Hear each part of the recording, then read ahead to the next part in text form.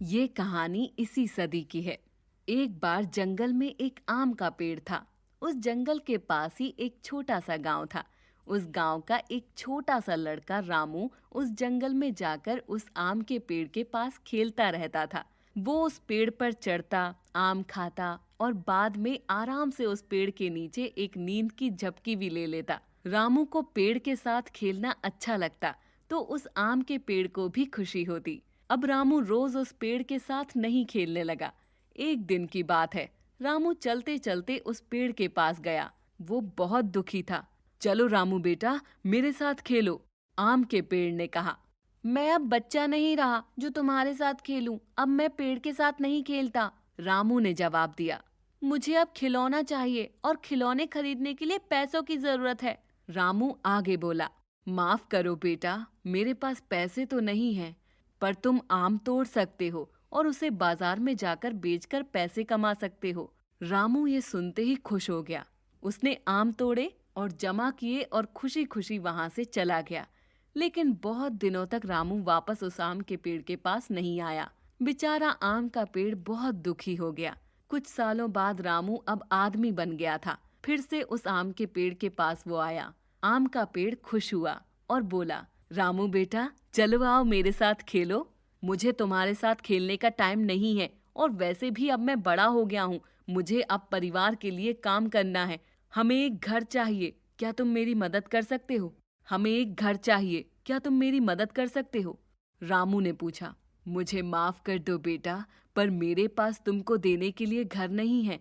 पर हाँ, तुम मेरी शाखाएं तोड़कर तुम्हारा घर बना सकते हो। ऐसा सुनते ही रामू ने आम के पेड़ की सभी शाखाएं तोड़ दी और उन्हें साथ में लेकर वहां से खुशी खुशी चला गया।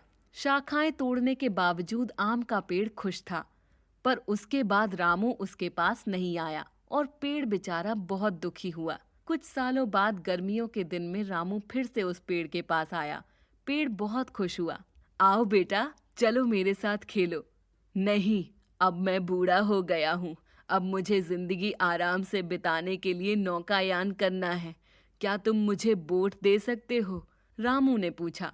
इस पर पेड़ बोला, मेरे तने का इस्तेमाल करो और बोट बनाओ, फिर तुम नौकायान कर सकते हो।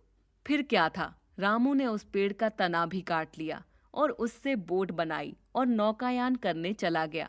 फिर बहुत सालों तक वहां वो वापस नहीं आया। ऐसे कुछ साल बीत गए। आखिर एक दिन रामू वापस आया। रामू को देखकर पेड़ बोला, मुझे माफ कर देना बेटा, तुम्हें देने के लिए अब मेरे पास कुछ भी नहीं है। आम तो कब के खत्म हो गए। रामू बोला, अब मेरे भी तो दांत नहीं है आम खाने के लिए। पेड़ बोला, तुम्हें खेलने के लिए अब शाखाएं भी नहीं है, पर अब मैं बहुत बूढ़ा हो गया हूँ, शाखाओं पे चढ़ भी तो नहीं सकता, रामू ने जवाब दिया। पेड़ इस पर बोला, मेरे पास सचमुच कुछ नहीं बचा है तुम्हें देने के लिए, बस ये मरने वाली जार ही है मेरे पास। और आम का पेड़ रोने लगा। अब मुझे किसी भी चीज की जरूरत नहीं है, अब मैं थक गया हूँ, बस आराम करना चाहता हूँ, रामू बोला। पेड़ बोला, तो फिर अच्छा है, पेड़ की जड़ें आराम करने के लिए सबसे अच्छी जगह है। आओ मेरे पास बैठो और आराम करो। रामू नीचे बैठा। आम का पेड़ खुश हुआ और वो रोने लगा।